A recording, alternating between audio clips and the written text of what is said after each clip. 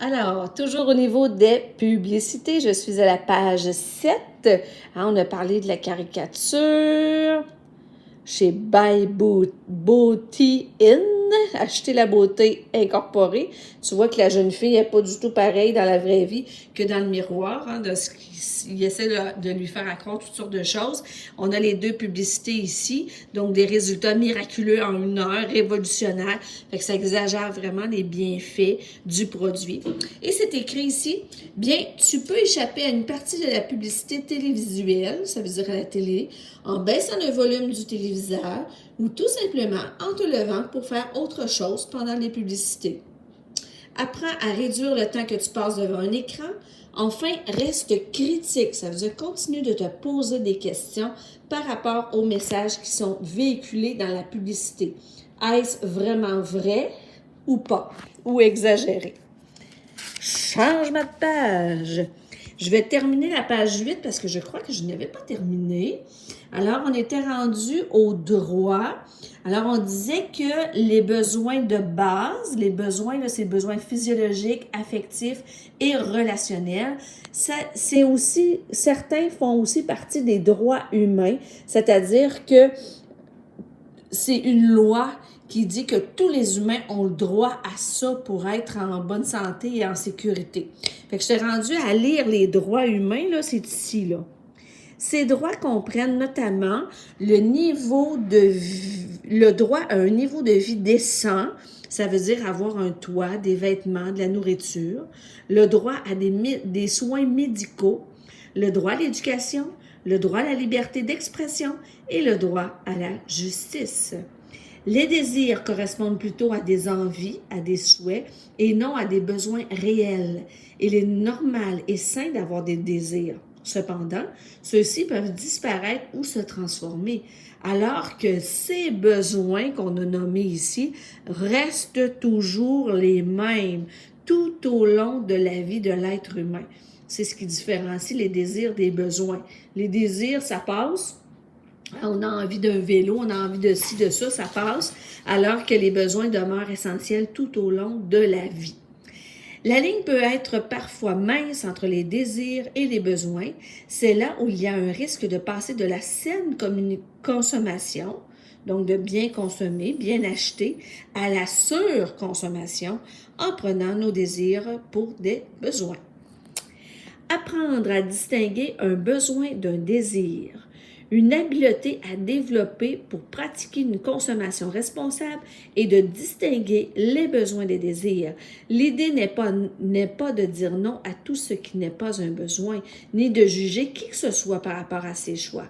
Il s'agit de se contenter autrement que par la satisfaction immédiate de tous nos désirs.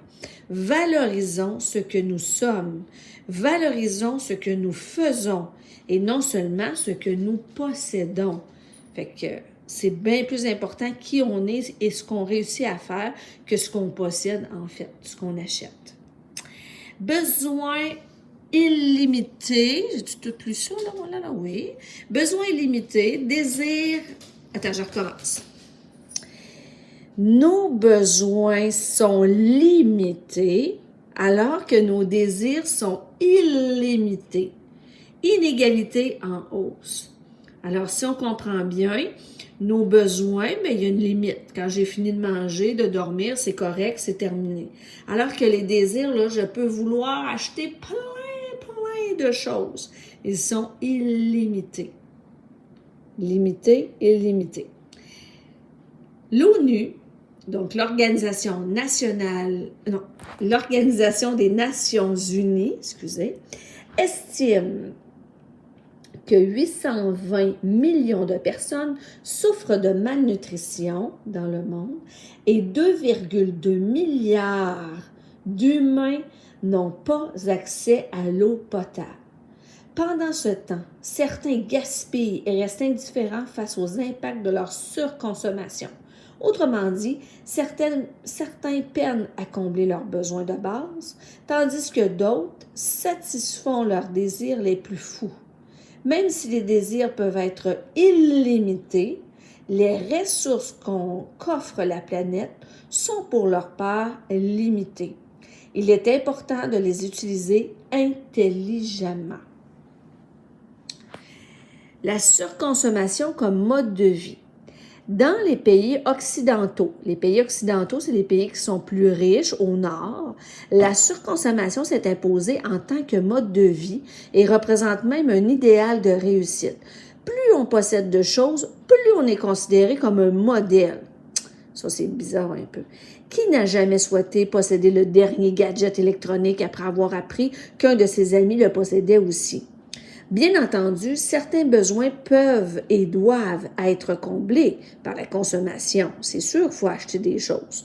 Toutefois, restons vigilants, parce que la surconsommation peut nous entraîner dans une spirale où l'on croit avoir besoin de se procurer de nouveaux objets pour être heureux.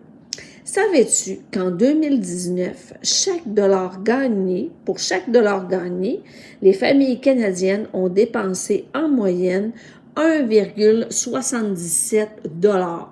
Fait que tu gagnes une pièce puis tu dépenses 1,77 $. Fait que c'est sûr qu'au bout de l'année, ça peut pas arriver. C'est sûr que tu manques d'argent à la fin de l'année. À la page 9 de l'autre côté, nous avons ici les questions. Alors, ce sont les questions à se poser avant de faire un achat. Il y en a 7. Alors, 1. Quel besoin est-ce que je veux combler par l'achat de ce produit? 2. Est-ce un besoin essentiel ou non? 3. Est-ce que je vais vraiment utiliser ce produit plus d'une fois? 4. Comment pourrais-je combler mon besoin de façon plus économique et surtout écologique? 5. Est-ce un achat réfléchi ou un achat sur un coup de tête? 6. Si je n'achète pas tout de suite ce produit, quelles seront les conséquences? Et 7. Comment pourrais-je obtenir le bien autrement qu'en l'achetant neuf? Est-ce que je pourrais faire un échange avec un ami? Est-ce que je pourrais acheter quelque chose d'occasion, donc usagé? Est-ce que je pourrais le louer, l'emprunter à la place, etc.?